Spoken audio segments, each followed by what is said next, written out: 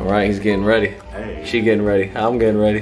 Getting ready. He's getting his exclamation point on his head so that people can go on quest.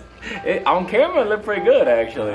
Yeah, it has like a nice. It's got a little tilt. It's got a wobble to it.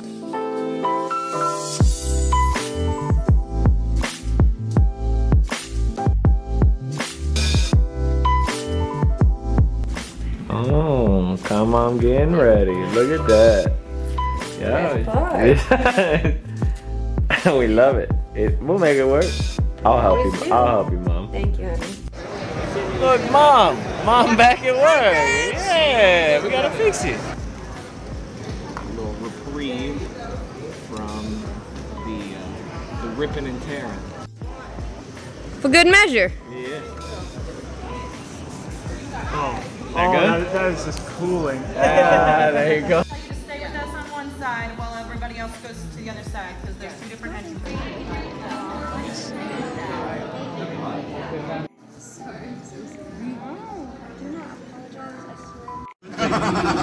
Precise definition for those who are not a parent is that a dad joke is precisely the kind of joke when if your friends are around, your father tells it, you're mortified. But if your father's not around, you'll be the first one to say it. Absolutely. As you know, I ripped up my best material from beyond that. Whichever one he was. Oh, go ahead.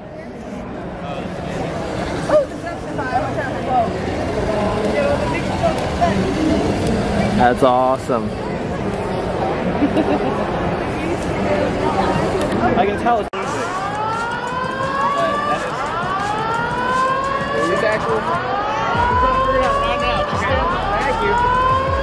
Hey, he got Houston Fire on his shirt. Yeah, so I thought you'd be the one to ask. How long have you been doing the repair thing? We're a little while.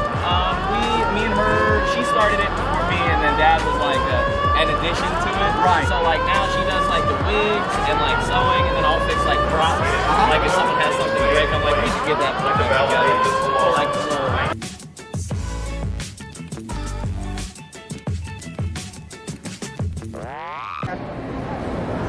Okay. So once this top layer is out, then you can like tease and tangle up the bottom bit, and then you shape that like clay, right? So all teasing is, smaller section the better. You do a little bit underneath, just a little spray, comb through, and then you're gonna back comb. Okay, better if you use, where'd my brush go? This type of bristle, you want to use like this, but you need it to be like thin like a comb. Okay, so since we don't have a thin one, we're just going to use a normal comb. yeah.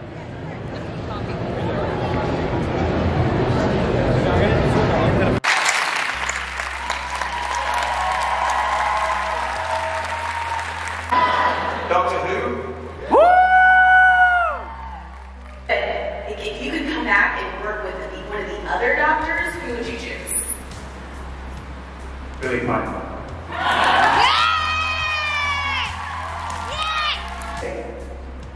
Let's see if you can. I'm going to try and describe this famous Doctor Who villain. And let's see if you know who I'm talking about. I always think they look a little bit like the baked potato. Sontarans? Yep. Correct. Yep. The Sontarans. I'd like to meet them. And I'd like to meet the kids with the gas masks together. I think they should be brought back. They had such an impact. That was Stephen Moffat. Brilliant, brilliant creation by Stephen Moffat. And I heard that Russell was going to do Doctor Who, and at the time Doctor Who was a joke. And Russell was like not a joke. He was highbrow. I was like, why is this highbrow guy doing this show? What is it in this show that appeals to this? You know, he's an intellectual. So I was thinking about it, and I thought Time Lord. I thought the phrase Time Lord. And I thought, oh, well, Time Lord, so he's never at home. He's never at home. He's lonely. He doesn't have a home. He doesn't have people. And I thought, I can do lonely. So I emailed Russell and I said, I want an audition. And then the whole thing, I didn't know anything about mythology. He told me about Gallifrey and the wars. because I think previous to that, I was seen as a very serious actor. The challenge I had playing Doctor Who was how to do the comedy, you know? And sometimes I got it right, sometimes I failed. But I clung to that idea that this is a fun show, we want people to have fun, but they'll only have fun if they believe that that central guy has gravitas. Okay, give it up for everybody back there. They're about to come out here.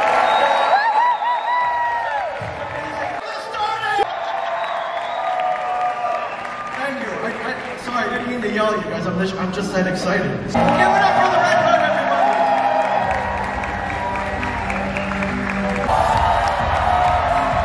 Give it up! How amazing is this, everybody?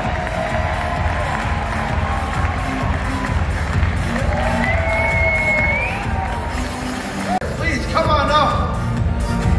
Here's vengeance. Here's the night.